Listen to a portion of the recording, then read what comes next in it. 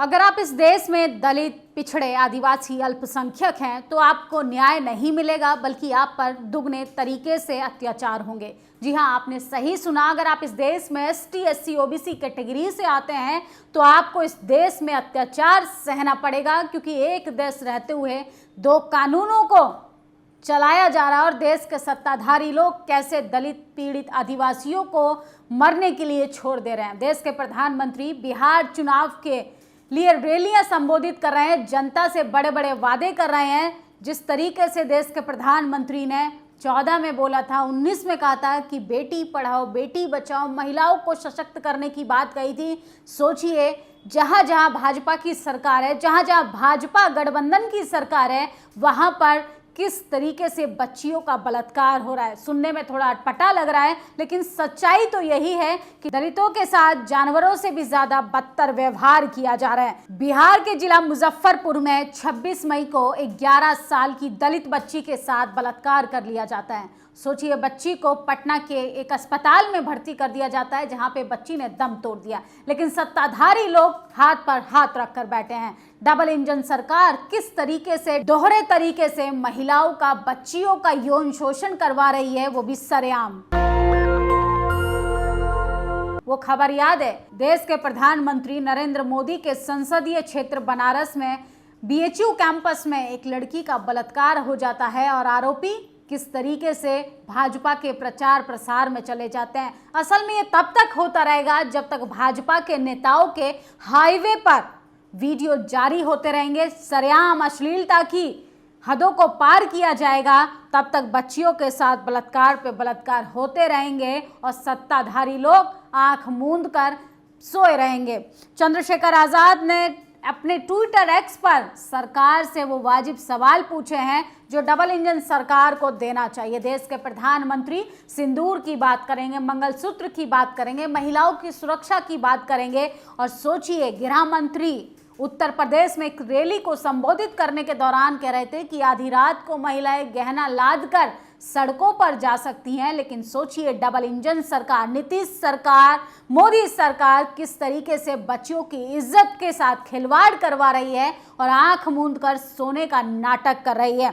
बिहार के जिला मुजफ्फरपुर में 26 मई को 11 साल की दलित नाबालिग बच्ची के साथ बलात्कार हुआ। आरोपी उसे घर के पास से उठाकर 1 किलोमीटर दूर ले गए, बलात्कार किया, फिर हत्या की नीयत से उसका गला काट डाला। हैवानियत यही नहीं रुकी, बच्ची के सीने पर, पेट को भी धारदार हथियार से चीर दिया और एसकेएमसीएच ने उसे पटना पीएमसीएच में रेफर कर दिया। शनिवार सुबह 11 बजे से रात 8:30 बजे तक 9 घंटे तक वे बच्ची एम्बुलेंस में तड़पती रही। पीएमसीएच प्रशासन ने उसे अंदर नहीं लिया। आज रविवार सुबह, यानी कल रविवार सुबह, उस मासूम बच्ची की मौत हो गई। पीड़िता के चाचा ने बताया कि मुजफ्फरपुर में किस तरीके से बच्ची को पीएमसीएच रेफर किया गया, इलाज की बेहतर व्यवस्था वहां नहीं थी, इसलिए पटना चले जाओ यह कहकर टाल दिया गया। इधर उधर दौड़ाया और ऑक्सीजन खत्म होने वाला था, ऑक्सीजन का सिलेंडर तक नहीं था। 2000 रुपये ना देने पे बच्ची को एम्बुलेंस में ही तड़पने के लिए छोड़ दिया। यह है देश के स्वास्थ्य व्यवस्था। देश के प्रधानमंत्री छाती पीट कर कहते हैं कि हम देश को सशक्त बनाना चाहते हैं, देश को विश्व गुरु बनाना चाहते हैं। वो 2047 का भारत, विकसित भारत का सपना देख रहे हैं, लेकिन विकसित भारत में किस तरीके से एम्बुलेंस की व्यवस्था नहीं है और दलित बच्ची के साथ बलात्कार होता है, बलात्कार के बाद उसको एडमिट तक नहीं किया जाता।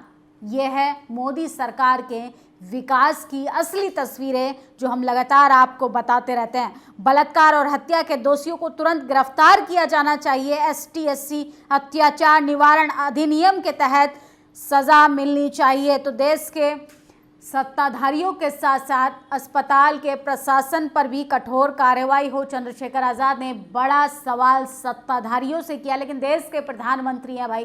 देश के प्रधानमंत्री जब जब चुनाव आता है तो बड़े बड़े होर्डिंग बैनरों के साथ वो बड़े बड़े वादे करते हैं। असल में ये सरकार विकास की नहीं, ये सरकार इवेंट मैनेजमेंट की सरकार है। इस सरकार का विकास सिर्फ होर्डिंग बैनरों पर दिखाई देता है। बलात्कार और हत्या के दोषियों को तुरंत गिरफ्तार किया जाना चाहिए।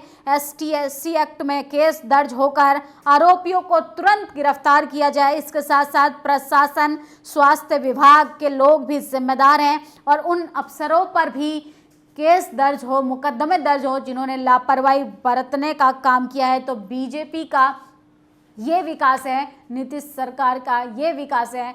असल में ये सिर्फ और सिर्फ खोखली सरकार है। और दूसरी खबर हम आपको बताएंगे कि किस तरीके से बौद्धों के साथ अत्याचार हो रहा है। महाबोधि विहार को बचाने के लिए बौद्ध भिक्षु अनशन पर बैठे थे। कुछ मनुवादी विचारधारा के लोग ना बुद्ध के अस्तित्व को ठीक करना चाहते हैं, ना माँ बोधि को छोड़ना चाहते हैं और अब बौद्ध भिक्षुओं को ही जेल की सलाखों के पीछे भेज दिया है।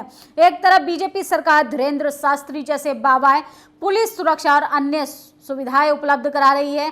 धीरेन्द्र शास्त्री आरक्षण और जाति जनगणना के खिलाफ बोलता है, हिंदू राष्ट्र की बात करता है। वहीं दूसरी ओर परम पूज्य भंते विनय आचार्य को गिरफ्तार कर जेल में डाल दिया गया।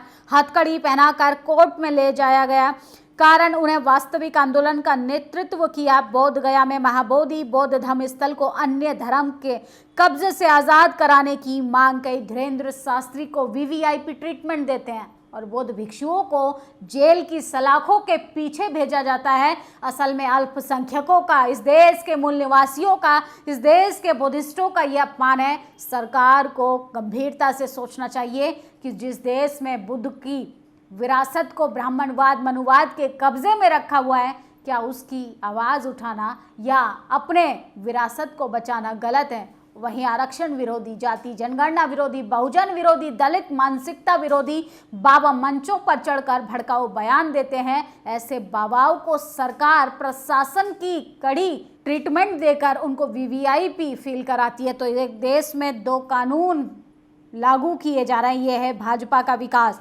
PMCH में मुजफ्फरपुर की रेप पीड़िता बच्ची की हालात के इतनी खराब है कि इलाज के दौरान उसकी मौत हो गई। और सोचिए किस तरीके से बच्ची को 9 घंटे तक एम्बुलेंस में तड़पने के लिए छोड़ दिया। ये सरकार निकम्मी सरकार है, ये सरकार नाकाम सरकार है, ये सरकार असफल सरकार है। असल में भाजपा सरकार जहाँ जहाँ है वहाँ पर बच्चियों की हालत जानवरों से भी बदतर हो गई है। न्याय न मिलने पर भूख हड़ताल पर बैठा परिवार। तहसील परिसर में पूर्व सूचना के आधार पर भूख हड़ताल शुरू। पुलिस पर न्याय न दिलवाने का परिवार ने गंभीर आरोप लगाया। बच्ची और पत्नी के साथ भूख हड़ताल पर बैठा है। तो सोचिए, गरीब हैं आप इस देश में, दलित हैं, पीड़ित हैं, आदिवासी, अल्पसंख्यक हैं, यहाँ तक कि आप OBC समाज से भी आते हैं तो आपको न्याय तो बिल्कुल नहीं मिलेगा, बल्कि आपके हाथ में धर्म का डंडा और झंडा देकर लंबी लंबी कतारों में भेज दिया जाएगा ताकि आप सरकार से अपने संवैधानिक अधिकारों की मांग ना कर पाएं। दलित बेटी की मौत पर खामोश नीतीश सरकार को अब जवाब देना होगा। बेटी बचाओ का झूठा अब नहीं चलेगा। सोचिए, कांग्रेस ने लगातार एक बड़ा प्रदर्शन किया है। बीजेपी और JDU की निकम्मी सरकार लापरवाह सिस्टम के खिलाफ जोरदार प्रदर्शन हो रहा है। देश के प्रधानमंत्री का उनकी कथनी या करनी में कुछ और है और ज़मीनी स्तर पर जब आप हकीकत जानेंगे तो बच्चियां दम तोड़ती हुई दिखाई देंगी। ये असली विकास है भाजपा सरकार का कि अगर आप इस देश में विशेष जाति से आते हैं तो आपको विशेष ट्रीटमेंट दिया जाएगा। अगर आप इस देश के मूल निवासी हैं तो आपके साथ जानवरों से भी बदतर व्यवहार किया जाएगा। ये है भाजपा सरकार जो करती है लोगों के साथ दुर्व्यवहार। आपकी क्या प्रतिक्रिया है? इस खबर पर अपनी राय जरूर दीजिएगा। शुक्रिया। दस्तक की आपसे गुजारिश है कि अगर इसको बचाना चाहते हैं तो नेशनल दस्तक को सब्सक्राइब करने के लिए रेड कलर के सब्सक्राइब बटन को दबाएं, फिर बेल आइकन की घंटी दबाएं। नेशनल दस्तक को बचाने के लिए बहुत जरूरी है कि हर खबर को शेयर करें, लाइक करें, कमेंट जरूर करें।